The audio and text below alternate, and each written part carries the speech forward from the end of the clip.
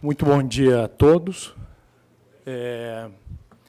Quero começar agradecendo ao gentil convite que me foi feito através da pessoa do Dr. Alexandre Junqueira, que me fez o convite para estar aqui hoje. É uma grande alegria, uma grande honra poder conversar com vocês hoje sobre esse instituto tão importante que é o Condomínio de Lotes. Gostaria de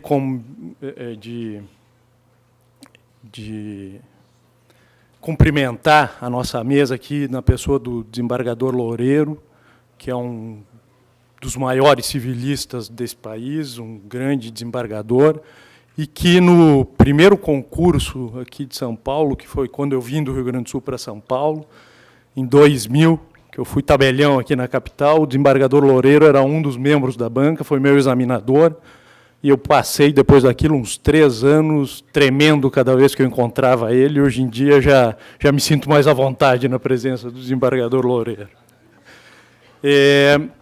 Bom, eu vou muito rapidamente, dentro do tempo que é possível, tentar conversar com vocês aqui sobre um muito breve histórico do condomínio de Lotes.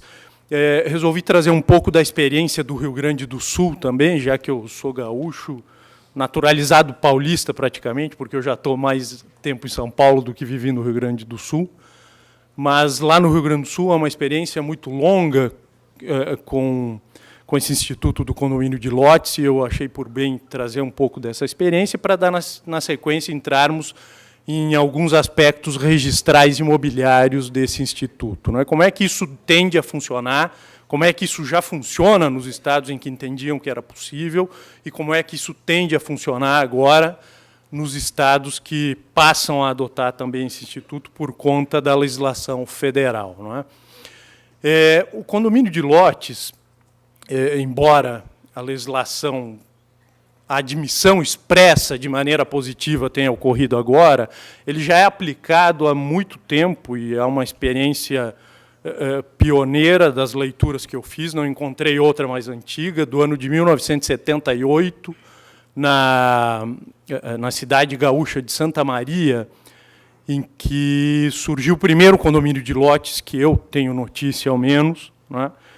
E alguns estados praticavam já essa modalidade de empreendimento há muito tempo, com base no artigo 8º da Lei 4.591, que todos exigimos, que era o fundamento paulista para justamente entender que, pela não possibilidade do condomínio sem a construção, mas algumas pessoas, combinando esse artigo com o artigo 3º do Decreto-Lei 271 de 67, que faziam a equiparação das obras de infraestrutura do loteamento com a construção do condomínio edilício, entendiam que seria possível fazer o condomínio de lotes e que a construção nesse condomínio de lotes, a construção exigida pela Lei 4.591, se daria através das obras de infraestrutura, das vias de circulação, das áreas de uso comum que houvessem no condomínio, porque esse artigo 3º da lei, do Decreto-Lei 271 de 67, equiparava as obras de infraestrutura do loteamento à construção do condomínio edilício. E o curioso é que, embora aqui em São Paulo se tivesse, até o momento atual, da Lei 13.465, o entendimento de que não era possível o condomínio edilício de lotes, talvez a pessoa que, por primeiro, deu um tratamento doutrinário e realmente profundo a essa questão foi justamente um paulista, um grande juiz da Vara de Registros Públicos, saudoso doutor Gilberto Valente, que, num congresso do IRIB, no Mato Grosso, se não me falha a memória, em 1995, escreveu um artigo científico, verdadeiramente, sobre essa questão, e que passou a ser um artigo paradigmático, e dali para frente foi o artigo que foi usado em todo o Brasil para fundamentar a possibilidade dessa espécie de condomínio. Mas, antes disso, ela já existia, embora sem um substrato doutrinário que veio a ser dado, me parece, pelo próprio Dr. Gilberto Valente. Na sequência, alguns registradores gaúchos, João Pedro Lamana Paiva, Mário Pazzuti Mesari, também escreveram artigos fundamentando esta possibilidade já pela legislação atual, né? O fato é que, do ponto de vista social, há uma inegável demanda social por esse tipo de produto, não é? As pessoas querem condomínio de lotes. Elas querem morar em lugares fechados, com segurança, e não querem que as suas construções estejam vinculadas a um projeto pré-aprovado pelo incorporador e que não possa ser alterado, sem que se tenha que alterar todo o cálculo do condomínio edilício quando a pessoa fizer um cômodo a mais na sua casa, por exemplo, né?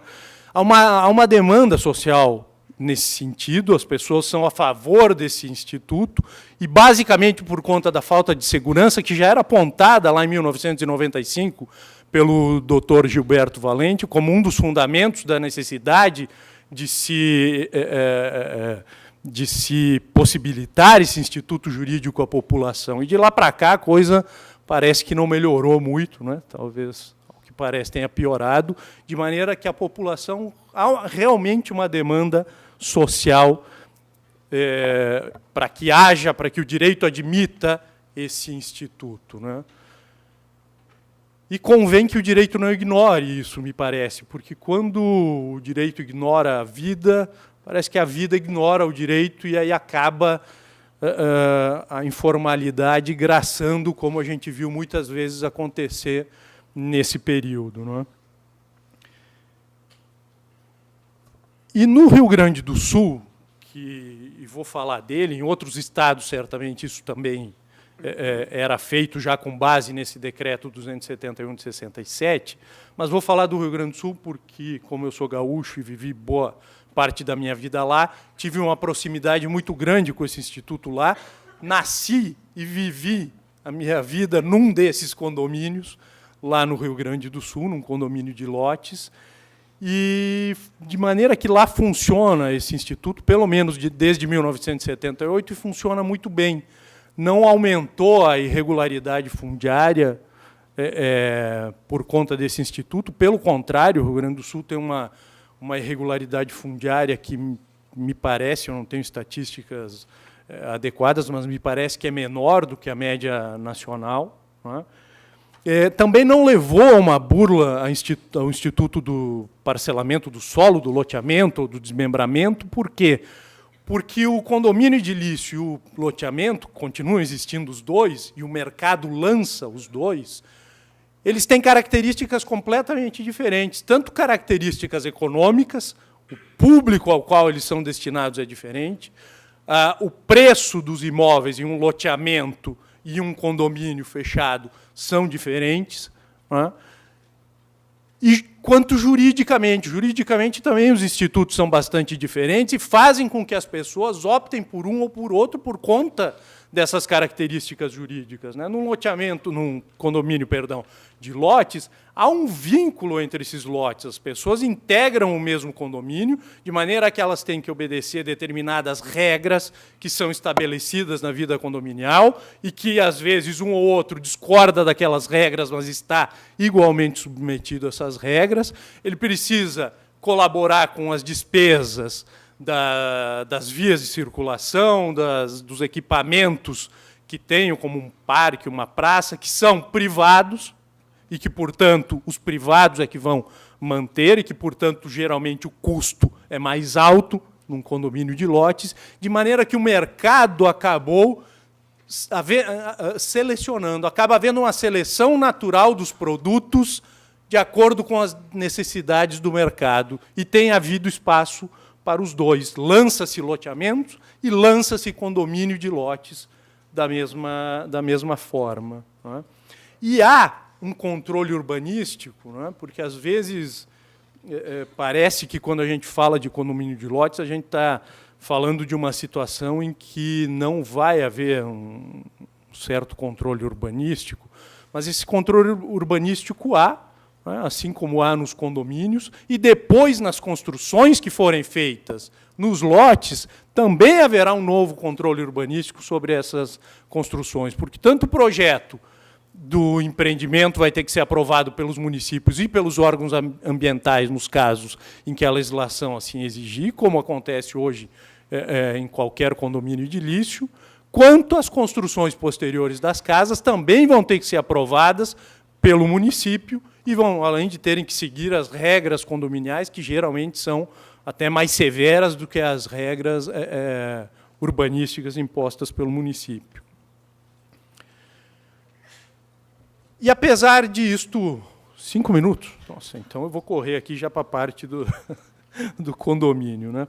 A única coisa que eu queria falar, antes de entrar na parte registral já, é que a unidade imobiliária em um condomínio sem construção nem mesmo é uma novidade no direito brasileiro. Já existem unidades sem construção no direito brasileiro. As vagas de garagem, por exemplo, quando elas são, obviamente, unidades autônomas. Ou existem vagas de garagem que não têm construção alguma, que são em gramados, por exemplo, fora do edifício, do prédio onde estão propriamente as unidades autônomas habitáveis, ou, quando muito, tem um piso. E nessas áreas, dependendo do que diga a convenção condominial, muitas vezes se pode fazer construções que são diferentes entre elas. Por exemplo, depósitos. É comum, em alguns condomínios edilícios, permitir a construção de depósitos nas vagas de garagem, dentro do que for possível, e esses depósitos não são iguais uns aos outros. Então, nesse ponto, me parece que sequer isso há uma novidade, né? Eu vou passar direto para o condomínio no registro de imóveis, porque eu tenho agora 4 minutos, com uma prorrogação de mais 5. No registro de imóveis, não me parece que haja grande problema. Aliás, não me parece que haja problema algum. É um condomínio, na medida em que o condomínio de lotes é uma espécie de condomínio edilício, no registro de imóveis ele vai receber o tratamento de um condomínio edilício, né? Apenas com o diferencial que a unidade autônoma não será um apartamento, não será uma casa, será um lote. Botei o lote aqui em alguns lugares entre aspas, para não confundir com o lote do loteamento, mas uma porção do solo de propriedade privativa. Isto é que será a unidade autônoma no condomínio, no registro de imóveis. De maneira que, sendo uma espécie de condomínio edilício, esse condomínio de lotes vai estar sujeito tanto ao registro da incorporação imobiliária quanto ao registro da própria instituição do condomínio edilício, não é?